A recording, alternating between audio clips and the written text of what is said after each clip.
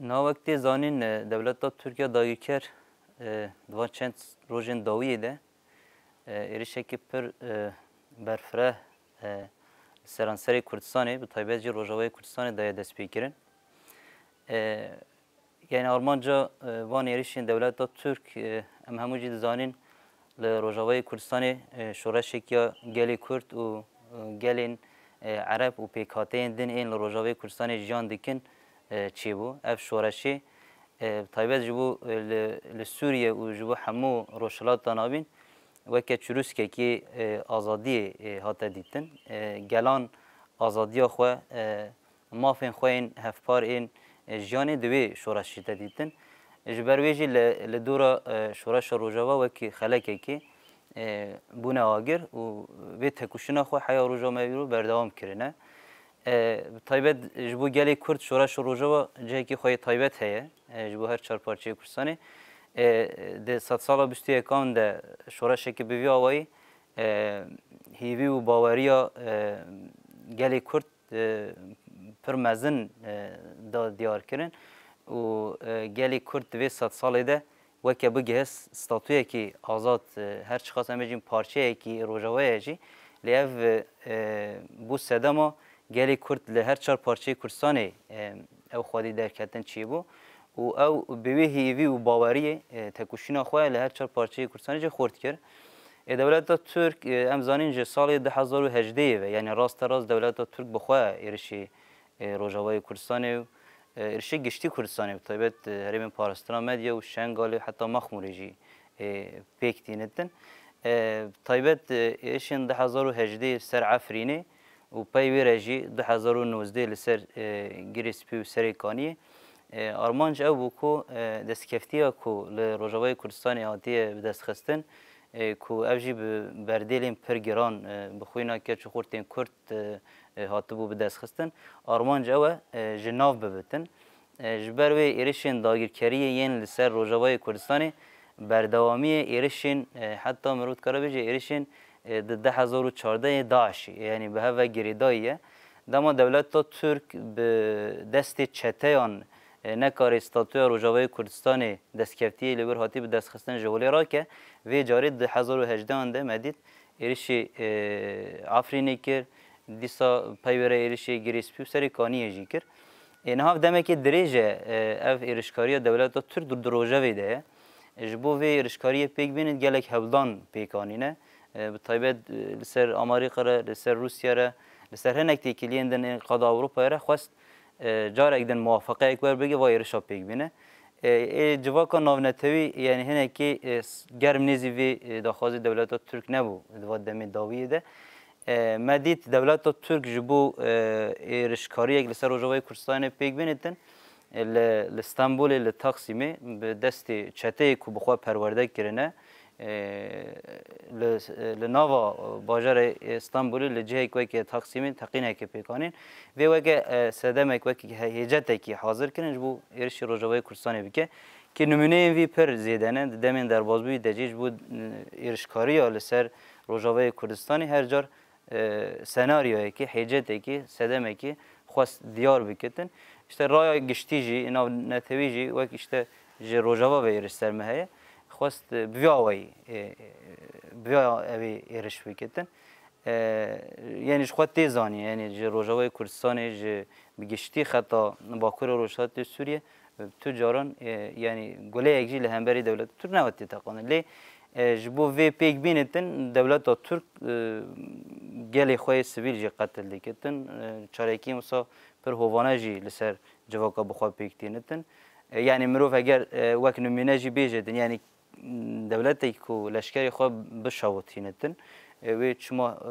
va neketin vê neketin. Ji ber wê yani asas armancê dewleta Türk ji holêrakirina statûya Rojavayê Kurdistanê ye. Lewma yani niha em dibînin seranserê Rojavayê Kurdistanê ji şeh ve heta dêrêkê tabii vê va çend saetên dawiyê de jî va 24 saetên dawiyê de jî agahîtên êrişên yani Bakurê Rojhilatê Sûriye bi giştî de yani mînak êrişê Dêra Zorê jî kirine êrişê Hesekê jî kirine. Ji ber wê ev êrişane yani ser esasê ji holêrakirina statûya Rojavayê سر اساس گلی سیویل گلی کل خواجی لروجاوی کردستان لگوند و باجورو کن روجاوی کردستان جاندی که باوی که اف ایرشین وسا مزن این درندانه به بالافران به توباران پیکتنه گل بترسینه و اوی سیویلان بده کوش کریم و اوی ایرشه که بجای داگیرکاری سر روجاوی کردستان بده دست بگیرن. اینا راستی مگاودی جانیزما یعنی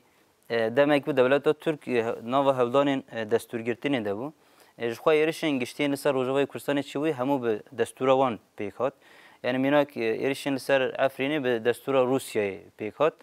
Koalisyona navnetewî jî çavê xwe lê girt. Erişin herî dawê li ser girî spî serî kanî jî heman awê vê cayê koalisyona navnetewî wê rêyê jê re vekir. Heman awê Rusya jî cardan çavê xwe lê girt. Yani خویا دبتن یعنی ایرشین دو چند روز داویه دل سر روزهای کردستانی دست فکری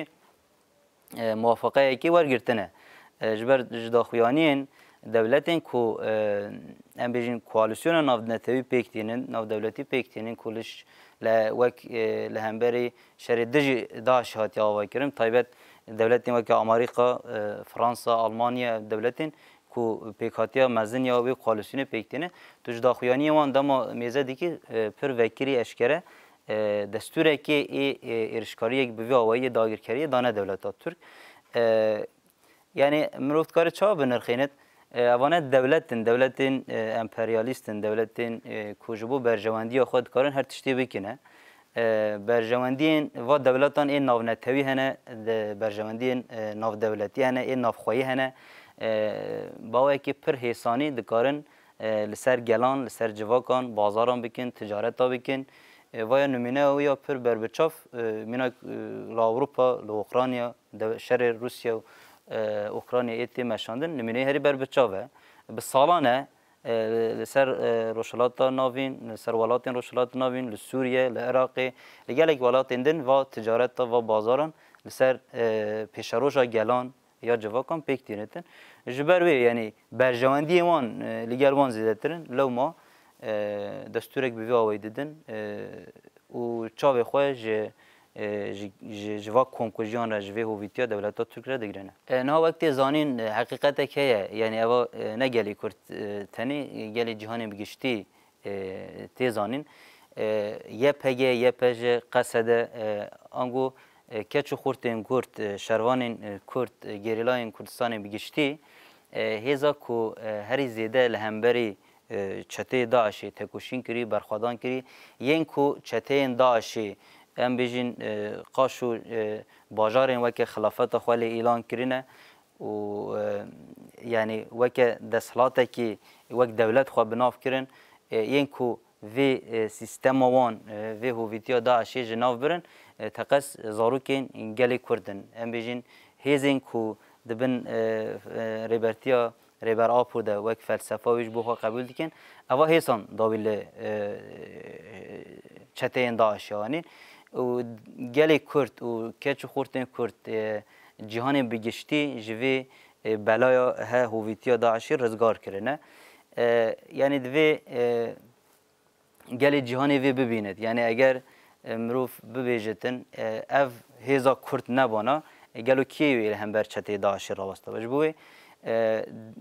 gelê cîhanê bi giştî wekî hemû deman yani wek gel em dibêjin gelên ên ji ber yekîtiya gelan her tim heye yani em qala devleta dikin pergala dikin berjewendiya wa devleta dikin lê gel divê li ku derê dibe bibe gelên cîhanê divê li têkoşîn û berxwedaniya gelê Kurd xwedî derbikevitin yani çavê xwe li wehşeta devleta Tirkiya ku Kurdan qetil dike negiritin êniha êrişên dagîrkariya devleta Türk megûl li ser seranserê Kurdistanê heye li seranserê Kurdistanê jî li ser Kurdê azad heye Kurdekî ku bi nasnameya xwe ya netewî bi çanda xwe bi zimanê xwe dixwaze jiyan bikitin ser xwebûna xwe li ser esasê xwe jiyan bikitin li ku dibe bibe hedefa êrişên devleta Türk e ev tenê ne li Kurdistanê jî eger bi li ku dera cîhanê dibe ev serekeyek weke arman ji hedefê devleta Türk bû li wir tune bikitin ji ber wê jî yani êrişên devleta Türk em zanîn di demê derbasbûyî de حتی دوان چند ماه نزدیک دژی لسر وارگاه ما وارگاه شهید رستم جودی افیرشانه پیک هاتنه به گمان خطریه که پر مزن هی دولت ترک یعنی ما گفت ایرشی همو جهی کردستان دیگه لکودری کردک آزاد هبه ایرشی دیگه به گمان گلی وارگاه شهید رستم جودی جی گلی بوتانه یک جی گلی هری زده لهمبری رژیم فاشیست یا دولت ترک لبر خدای سری نتواندیه تسلیم اراده وی نبوده لبر خود لو ما نا پنابره جبر وی هدف دولت ترکیه جبر وی خطری یک بیوی آوی هیه یعنی لهمبری وی بگشتی هم ایرشین لسر روجاوای کردستانی لسر هرمین پاراستان مدیا لسر شنگال لسر مخموری دوی براستی گلی کرد بگشتی د ناو خود سفربریه که اعلام بکه ده هر قاده ده تکوشین بلند بکه برخوادانی خورد بکه یعنی دسپیکی و گلی کرد و هم خودی ل تکوشینا هدر بکوین لپشت شروانی خوابین لپشت گریلای خوابین لپشت کسین کود چپرین هری پیش ده لهمبری و هویتیا هل برخواد دن و تکوشین هم به هفره و شرکی گلی شورشگری به هفره باشدار ببین پایوره هم داخل دوستین خواه ج کسایتین دموکرات ج مروین کو لسر شوپا حقیقت نه لسر دوزا گلانن باوریان به آزادی به دموکراسی دیتن داخل جوان بکن لسر وی اساسی یعنی همو هزین ام بیجین دموکرات ام بیجین کسایتین کل همبری ظلمه لهمبری دست ظلما کل سر گلان پیکتین تکوشین دیکن دوی دمید از دتر لگل گلی کرجه بگیرن لهمبری وی فاشیزما دولت ترک ببن خودی هلبس انجق بوی آوایی مرو بکارتن وایرشین دولت ترک این هوانه این چتواری والا در بخت